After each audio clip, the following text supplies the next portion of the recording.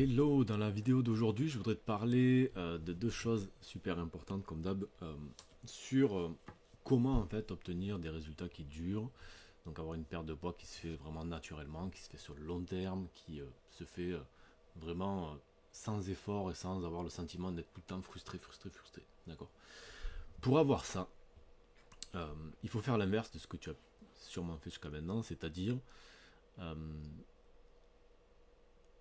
comment dire, faire le lien entre associer, voilà, perte de poids et frustration, perte de poids et difficulté, perte de poids et euh, privation. Il faut aller à l'inverse de ça en réalité.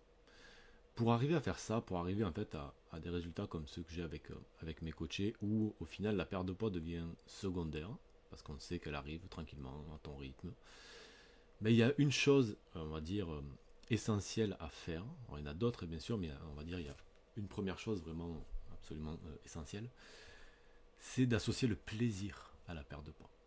C'est créer un mode de vie en fait en réalité où tu as le parfait équilibre entre le plaisir que tu prends au quotidien et les résultats que tu as.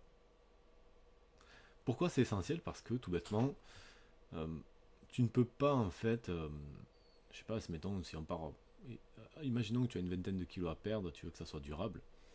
Si tu les perds ou tu en perds une partie en étant dans la frustration, en réalité la durabilité, tu sais très bien d'avance qu'elle ne sera pas là.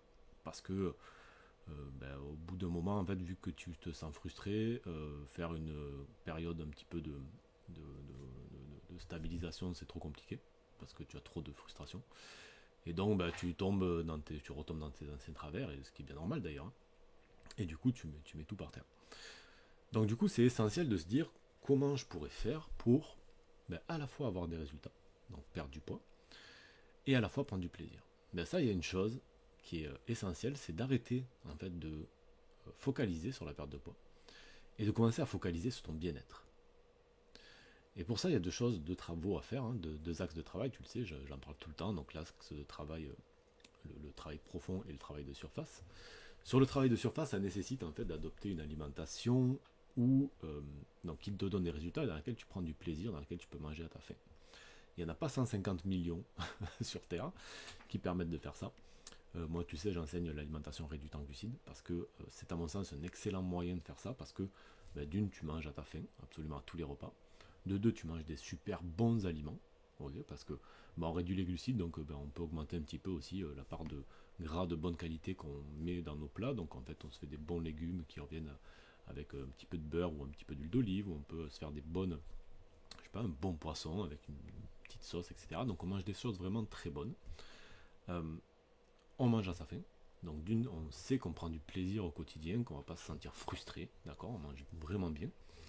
Ça nous donne des résultats parce que c'est extrêmement efficace pour ce qui est de la perte de poids. Alors pour deux raisons. La première, c'est que ça impacte directement les hormones donc liées à ça, donc l'hormone du stockage des graisses et du déstockage des graisses, donc en permettant à ces hormones de refonctionner normalement.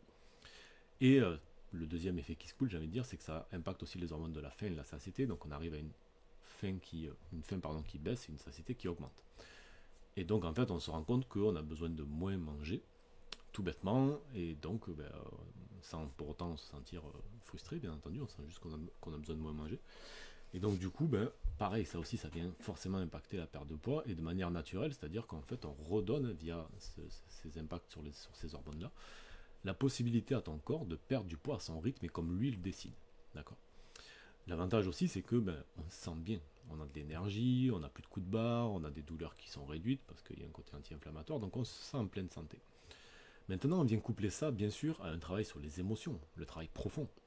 Parce que c'était le sujet d'un des lives que j'ai fait la semaine dernière, mais si tu fais ce travail-là, mais que, en fait, à côté, au moindre grain de sable, au moindre tempête de vie, au moindre aléa, en fait, tes émotions font que voilà, tu es câblé aujourd'hui pour les tamponner en mangeant quelque chose. Donc, généralement, c'est pas de la salade dans ce cas-là, c'est plutôt des choses très réconfortantes qu'on va utiliser.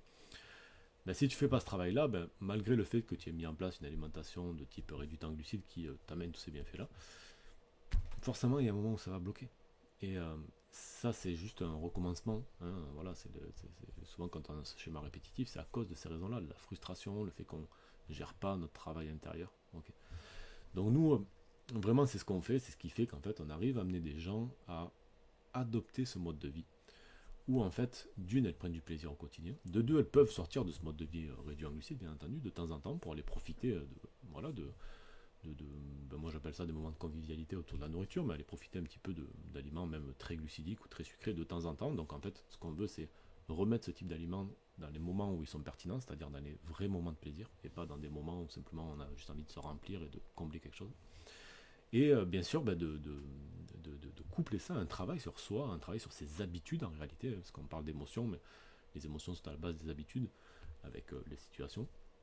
Donc du coup, venir faire ce double travail qui fait que, en fait, tu arrives à mettre en place un nouveau mode de vie dans lequel la nourriture n'est plus un problème en réalité, hein, c'est vraiment juste un plaisir et pas autre chose, et dans lequel tu te sens bien, et dans lequel tu perds du poids à ton rythme, d'accord?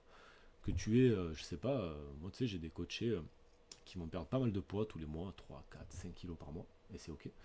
J'en ai d'autres qui perdent moins, peut-être 1 2 kilos par mois, grand maximum, mais en réalité on s'en fout un petit peu de combien elles perdent, parce que le but c'est pas de faire un sprint et de perdre le maximum de poids en un minimum de temps.